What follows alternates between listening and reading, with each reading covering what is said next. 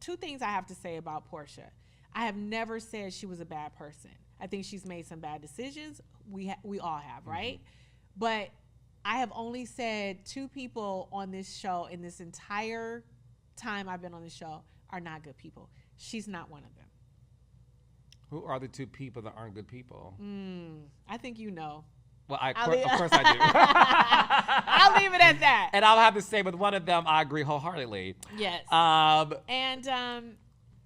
Yes, I think you know who they are. And the other thing about Porsha, she has never hit me below the belt.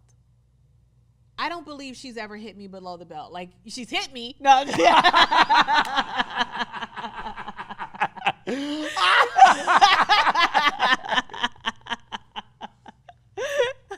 Well, she pulling my hair. Right. We'll get to that too. Right. But yeah. she, listen, in terms of like the things that I wanted most in my life, my child, my marriage, I don't recall a time where I have felt like she hit me below the belt. Like, I can say she didn't support me in those moments sometimes, but the willful hatred or trying to hurt you in a really direct way, she's never done that to me. And when they have, is when I know, I see you. I see what you're trying to do, and it won't work. When she pulled your hair, real talk. We talk about how you were in season 5, seeing the episodes air. You're disappointed with what's being shown. It's new to you. She pulled your hair. This is season 6 reunion.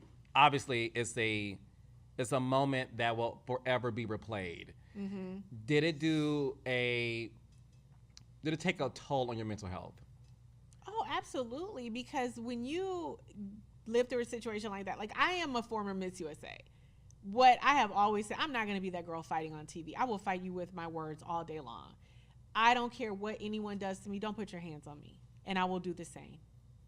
And that's not what happened.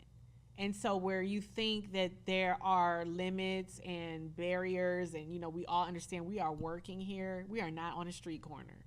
This is a professional environment where you should feel safe to say, air, do whatever you feel, especially in a reunion situation. But when, we could argue this back and forth, but when you think that's how everyone else thinks, but that isn't how everyone else thinks. This is a new era in life. You ask somebody maybe over 40, they're going to say, absolutely not. You ask someone under 40, yeah, I'd put my hands on that person too if they had something in my face or whatever. It was polarizing. And for me, I never saw it being polarizing. I always saw it being one way, and that is you never put your hands on someone. What happened to you after you left the reunion and had to deal with the reality of it being played constantly? People are making jokes of it. It's a meme. You always prided yourself on being, like you said, a beauty queen. You're a wordsmith. I can read you. Let's fight with our words. One time you shared a story with me how you were sometimes afraid to have dinner or lunch in outdoor restaurants because you never knew when somebody would walk by you and try to mimic what happened, try to pull your hair. Or think, they think it's funny. Yeah. So these young kids, they think those things are funny. Like you see now, people are going by snatch people's wigs off of their head like it's funny. And that could be extremely, extremely traumatizing for some people. So for me, I was definitely in that state where I was paranoid. I didn't feel comfortable being out by myself, which I always go out by myself. You see me usually in Atlanta, I'm by myself. I'm confident. I'm going to do whatever I want to do. If I want to have a drink by myself or dinner or whatever, I don't worry about what other people think. So when that happened, I just remember being in New York one time and I was outside and I remember some little young girls going by and they were yelling some stuff or, like taunting me. And I was just thinking, oh, these bitches are going to try me now. They're going to try me because they think I'm a punk.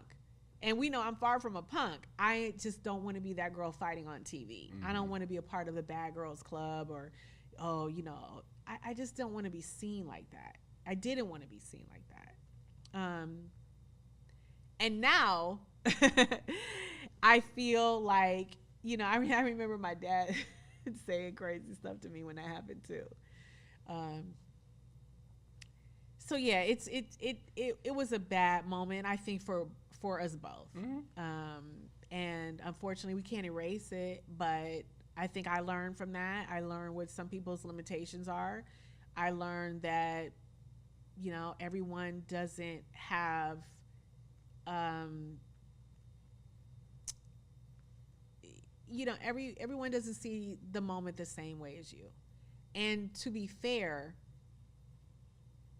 I believe at that time, Porsha was really going through a lot that we didn't know. Remember, that was the year that the Cordell thing, the divorce.